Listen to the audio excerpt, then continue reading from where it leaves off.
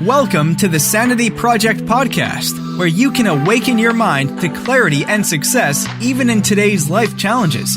We're here to provide insights and solutions that will help you live a sane, healthy, and prosperous life. Here's your host, Joanne Victoria. Hello, everybody. This is Joanne Victoria with another amazing episode of the Sanity Project podcast. You are here to discover a life of clarity, confidence, sanity, and entrepreneurial success. And we have an amazing guest with us today. I am grateful that he is here. Our guest has sold over 250,000 copies of his book called Fats That Heal and Fats That Kill. His products have been distributed or sold. He sold 25 million bottles of his product. His name is Udo Erasmus. Udo Erasmus is the founder of Udo's Choice Products, found in Whole Foods, everybody's got one, and health food stores worldwide. Udo first pioneered flax seed oil after deep research as a result of being poisoned by pesticides. He also invented the machinery and method to bring healthy oils to the marketplace. Udo is an acclaimed author, speaker, and expert on total sexy health. This 8-step process considers all the elements of whole health, including our mental health, presence, awareness, life energy, and being in harmony with nature and humanity. Udo, as a presenter, has shared the stage with Tony Robbins and Deepak Chopra. Can you get any better than that, people? Those are his... Stop.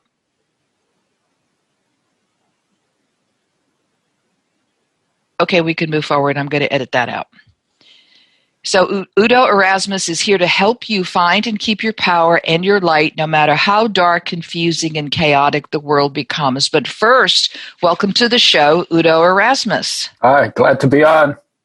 I am grateful that you are on. Udo, how did you get here? When did you become this healer? I guess after I got healed myself. I started in 1942. I'm a war baby. I was born in Poland during the war. And at the end of the war, I wasn't quite 3 yet. And we were refugees fleeing from the communists who were chasing us in trucks and tanks. And if they caught us, we would have ended up in Siberia, in the Gulag. And so we were going, it was all mothers and children. The men were all off at war on horse-drawn hay wagons with little kids. My mother had 6 kids, 6 years and younger. 4 were hers. 2 were orphans from the war. And they were fleeing down roads on which there was no military presence, but there were dead horses and dead people in the ditches. And the Allies, who were supposed to be the good guys, were using the refugees as target practice, shooting at us artillery from planes. So that's not probably where 2-year-olds should spend their time. So it was intense. It was chaotic. It was lots of anxiety and confusion. And that was formative for me. So I never felt safe. I didn't know who I could trust. I got into books because books are safe, because even if you read about war, nothing jumps out at you. It's different from actually being in the mess. And then when I was 6 years old and I listened to adults argue about really trivial things, it occurred to me, said, man, there must be a way that people can live in harmony. And then like a little 6-year-old who doesn't know how complicated everything is, I'm going to find out how. So that's been my driver all my life. Well, that's amazing. I have some parallels with you. My mother is Polish. She was born in the United States, but just barely. And I, too, was a watcher. I was observing. I would observe and listen all the time. And my safety net, and till this day it's true, are books. I read all the time, constantly. That's my, if there's any stress, I read a book. Yeah. And I basically traveled the world reading books. Well, of course. Yeah. There's Yeah, there's no other way. That the way books help, people don't understand the depth of reading a book and what it can do for you. I probably read about 5 books a week at least, and you know, if I get stressed out, I just get my book out or my Kindle out, depending upon what's going on, and that's it. And I do experiments. I'm always trying to figure out how things work, because in order to have security with that kind of a setup, anxiety, security within anxiety, you need to know how things work, because then you can predict and control a little bit. And so when it came to getting educated, I went into science because I wanted to know how things work. And then I got into biosciences because I wanted to know how creatures work. And then I got into psychology because I wanted to know how thinking works. Then I went into medicine because I wanted to know how health works. But I only found out about disease in medicine because it's a disease management system, not a healthcare system. Correct. So I went back into biosciences, got into biochemistry and genetics, and that was exciting because I was in the control room in the cells and how that works. Oh, that was it was amazing. But I was still not finding something. So I left university and got into self-knowledge, because what I really needed to know is how I work.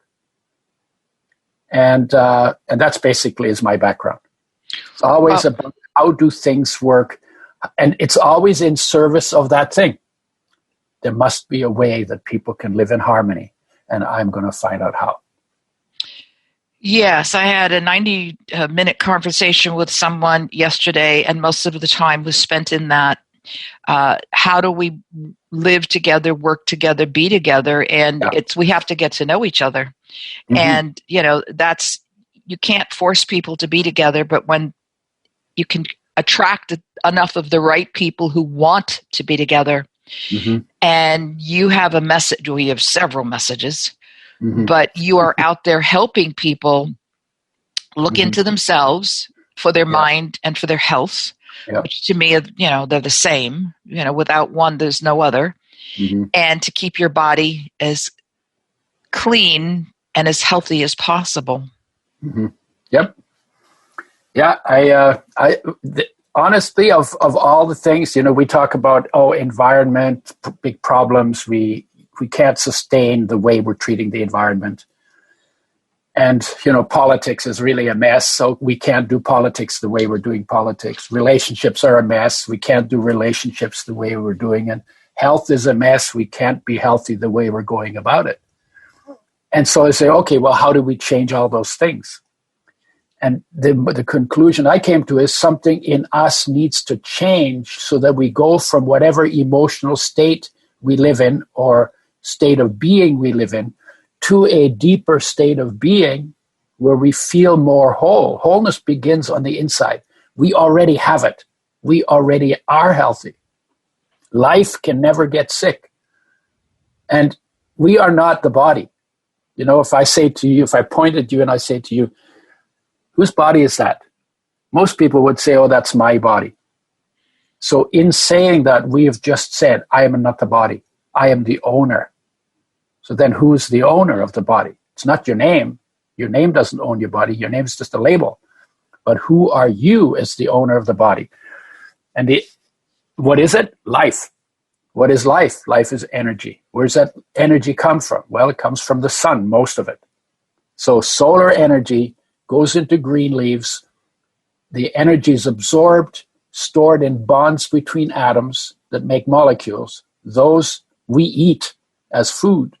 And we break them down. That energy is released in that breakdown process. There's your sun. There's your solar energy that is your true being. Now, whether you call it light or you call it the word, sound, it is solar energy, or whether you call it enlightened, lit up from within. That's who you are. So then you ask, well, how well do you know yourself as life? And most people would have to say, not very well, because my awareness is always going outside into the world to monitor change, because we have to do that for survival. Is this friend, is this foe, or is this irrelevant?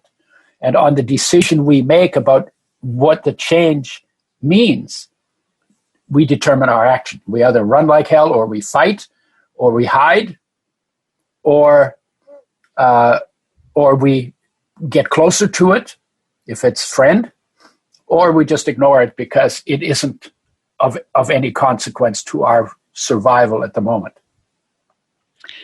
But so we're very good at going out, and it's an automatic process. But for human beings, coming back is a lot harder, because there's nothing inside of me going, hey, look at me, hey, look at me, oh, you know, bang, bang, you know, there's nothing like that that attracts my focus to it inside.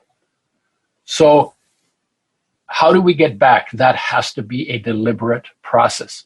Now, that's only true for human beings, because animals go out, but they come back, and trees don't even go out. They all just sit in their Buddha state, or right. whatever. They're constantly quiet. Yeah, they're just there, right? Animals go in and out, come back to themselves, you know. And a cat, when it's sitting there, you know, alert and relaxed, you know, you can almost feel its presence within itself. And dogs are a little more tail wagging about it, but sure, you can see that too. What we do is we go out, and then we come back and go in our head. So we're living in memory and in concepts and in beliefs and in thoughts. That's not the same as the essence of being. And to get to the essence of being, which is our foundation inside, that has to be a deliberate process. The only thing that I know that attracts us to that is when our heart aches. It's a feeling, an uneasy feeling in the chest, a painful feeling in the chest. That's not based on heart attack. That's not physical. Correct. But it's based on something's missing. Something's lost. You know, we have so many words for it.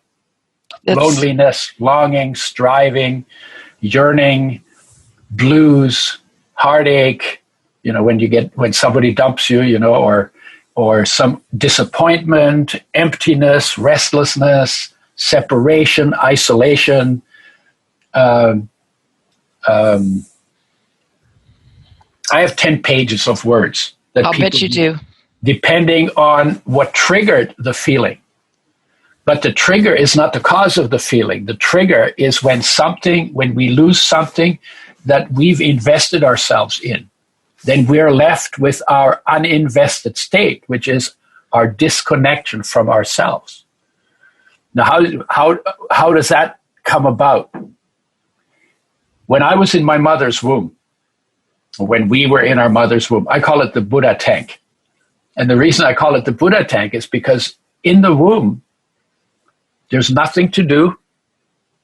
You know, lots to do for mom, but nothing to do for the kid, right? Nothing to do, nowhere to go. Everything's taken care of, and it's relatively safe. And in that situation, we are just hanging out on our little cord in our little tank of water, and the body's growing. Where's the awareness? Where's the focus? Where are we focused? Well, because there's nowhere to go out to, we're focused inside, in the source, in our source, in life, or in awareness. So we're present inside, but we're absent outside, because we haven't even learned that there is an outside. Right. So we haven't gone there. That's always the surprise, yes. Yeah. So then we get born, everything changes. Yep. Now we got to cry for the diaper change, and we got to cry for the breast milk, and we got to cry for comfort, or we got to cry for warmth, whatever it is, whatever the simple needs are that the baby comes, you know, that are important for the baby at birth. And in that process, you know, somebody from the outside takes care of it. It's called mother love. And our awareness is drawn out into the world because we have to get to know it, because we need to survive. So we go from being present inside and absent outside in the focus of our awareness, to being present outside and absent inside. And in that process, we get disconnected from our inner enlightenment or our inner presence or our life, our awareness gets disconnected from ourselves, from the foundation of our own being. And that's where heartache begins. Because heartache, if you boil it down to not the trigger, but what is the essence of the nature of heartache, it is our heart calling our attention to come back home inside to its source in life, our foundation. There are just way too many distractions in life, and especially this past year, if people chose to look at that as a distraction, which I did. So I just pulled back, and people are not wanting to pull back, and they're wasting all of their outside energy on things that have nothing to do with them, will not benefit them, will not help them, will not reward them in any way at all, except make them more upset. Right. But part of what the way I think about it is, look, if you can't go outside, go inside. Correct. But I think culturally, nobody tells us that when our heart aches, that's us being called home to ourselves. I don't know any culture in the world where that is made clear. Thirst of the heart, the thirst of the heart to feel fulfilled, to feel whole, to feel full, to feel loved, to feel content. That's what that ache in the chest is. And then, so because we don't know that, then we're looking to fulfill it on the outside. But the disconnection is an inner disconnection. Correct. And the inner disconnection can only be reconnected on the inside. We have to go inside to reconnect. It's not possible. There's no other, you can't do it through $1 million or 6 girlfriends every week or whatever the story is, or what we call success. Success is like you're born successful. The moment you stop breathing, you become unsuccessful. That's it. Life is a success, but we're not in touch with even where the feeling of success lives, which is in our wholeness inside. For no reason. It's a state of being. It's not something we earn. It's not something we need beliefs for. It is a state of being, more basic than words, more basic than emotions, and more basic than anything else going on. And here for thousands and thousands of years, and God knows how much longer than that, people have been trying to spread the word, either orally or written word, to get people to go back inside to themselves. And all of this time, and millions of people born and died since that time, people are resistant to that. Yeah, 100 billion. I wouldn't say resistant. I would say misinformed. Resistant because the heart aches. Everybody knows heartache. Yes. Everybody knows that feeling. I have never met anybody who didn't know that feeling, except one Japanese guy who said, I never feel it. And then 15 minutes later, he changed his mind and said, actually, I do feel it. Sure. So it's only, so everybody feels that disconnect, but we don't have good instructions. We don't have good instructions of how to go about, how do you get into being from doing? Well, being is more important than doing. Because you can be without doing, but you can't do without being. So being is the foundation. And if we're not able to get in touch with being, we are actually living without foundation. And then when you live without foundation, nothing makes sense. Everything is much harder. Because, when you live with foundation, everything else starts falling into place. And I interrupted you. That's okay, because my mind is just going a million miles a minute. It's probably just been recent, like the past, 4 or 5, maybe 4 decades, 3, 4, or 5 decades, that your kind of theories and absolutes actually have come into the world of business. They were not there before because everything was left-brained, and it didn't matter. It was just business and just profits, just this, just that. It was very defined and refined from the perspective of the people who owned the businesses. So most recently, as I say, 10, 20, 30, 40 years, and I know that seems like a long time, people who are listening, but it's not. It's a snap. It's a 50 snap. For me. Okay. So... But yeah, it started maybe in the early 60s. Yes. Maybe late 50s, I think, when... right. And it came through people. Yes. At that time, living people from Asia, mostly from India, but India and surrounds. But the story has been around for thousands of years. It has, but I think that... Yeah, go ahead. That's okay. It's just that when people tried to bring these teachings, healings, whatever you want to call it, what you're talking about today, into the business community, that means when it was done in the late 50s, early 60s, when it was beginning here from the Far East, the East, whatever portion of East you want to talk about, it was in its infancy. So when we look at it right now, it is about 40 or 50 years old, which is nothing in time. Yeah. And people still haven't gotten the clue that what they have chosen, because what they did was they looked at spirituality. I'm going to label that right now for this conversation. They looked at spirituality as its whole, and they picked and chose what could come into the business world. Right. Well, actually, when I started asking those questions, I was 17 when I started feeling heartache and couldn't shake it anymore. Like I couldn't find any distractions for it anymore. You know, I was lucky. It took me only 17 years to realize that there was something going on that I needed to address, but that was going on within me, not outside of me, but within me. My people and I would talk about it, and they would nobody had an answer for me, nobody in my family or nobody I knew. And they would say things like, why don't you just get a job like your brother? Or they would say, you need to stop thinking about that. You're just going to drive yourself crazy. Or why don't you do something practical? Well, living without foundation is not practical. That's stupid. It's not stupid. It's destructive. And so because I couldn't shake it, I couldn't follow their great advice.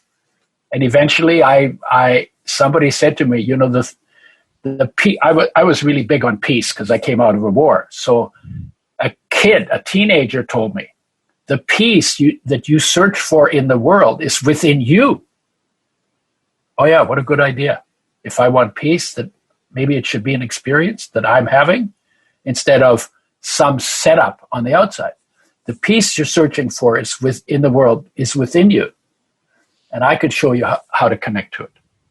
And I was like, no, I don't think so. I'm 30, you're 14. What's a 14-year-old going to teach me? Right. And who was he in disguise? And then I was like, well, okay, but I am interested in peace. I don't think he can show me, but just in case he can, I wouldn't want to miss it. And if he can't show me, I'll just keep looking. Right. So it was all very iffy and very skeptical. And then he showed me a way to get quiet.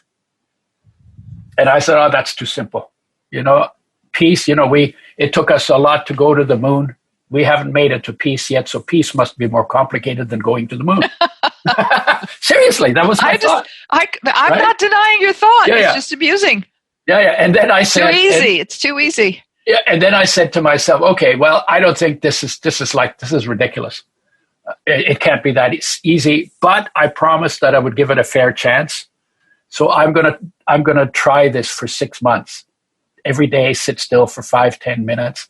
I couldn't sit still longer than that because I was so agitated in my head. I was always jumping up and doing whatever thought came into my mind, And after 6 months of it, I noticed that when my then wife and I would start arguing, I stopped rising to the bait. And I was like, oh my God, this works. And I realized that if I sat still and got present in my own space, and it felt nice and comfortable and peaceful and it just felt nice in that space, got comfortable in my own skin.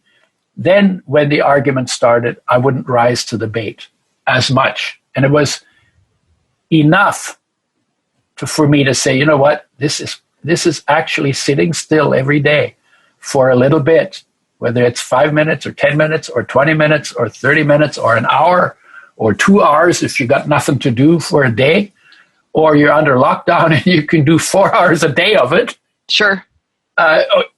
Is something that I want to commit to doing for the rest of my life. Well, it's the only way. And it's interesting is, listeners, I want you to know and listen to this podcast again, because I always advise that people do, and take notes, because you've forgotten everything you've heard, guaranteed, except the essence of what Udo is talking to you about. So re-listen to this podcast and give it to your friends. Share it with your family, whoever you think that you want to be in a better relationship with, or who it might benefit, always for the benefit of others, because that's why we're here. Udo is the author of how many books? 7? Five now. 5. Yeah. We've got, Fats and Oils, the complete guide to fats and oils in health and nutrition. Yeah, that was the first one. Fats that heal, fats that kill. Yeah, that's avocados versus butter, maybe. No, it's actually essential fatty acids compared to everything else that is not essential for health. Okay, well, in the arena of fats. Yeah, when we are off the air, I'll give you some background about what I did last year, 2 years ago, and the book on total sexy health and why not, the 8 key parts designed by nature. Yeah, because everything affects health, and there are 8 parts that you need to give their due if you want to live a really full, rich, healthy life. And if you people are not taking your flaxseed oil, because you need your flaxseed oil, go to your Whole Foods and buy Udo's flaxseed oil. Yeah, so, it's actually called Udo's oil. It's a blend. There we go. Yeah. What is it a blend of? It's 9 ingredients, and I developed it because I became omega-6 deficient on flaxseed oil. Oh, because it's a poorly balanced oil. So so we made the blend, adding omega-6s from sunflower and sesame, and then we got evening primrose and a little bit of coconut and vitamin E, lecithin, rice germ, all for different reasons to make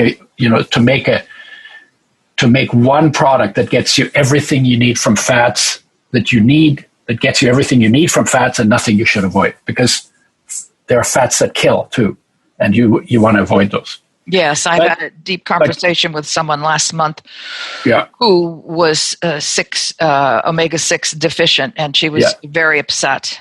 Yeah. So can I finish this, this little thing about, so we're talking about getting back to ourselves and finding our foundation and then living present to that foundation.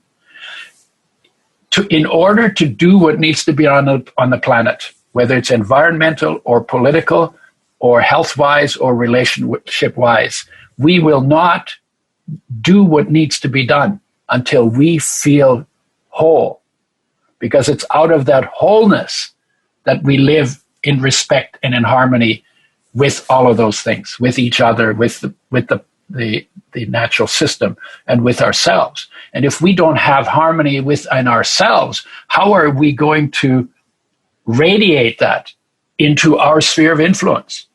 So you can't give what you ain't got. So you got to be feeling the light before you can spread the light.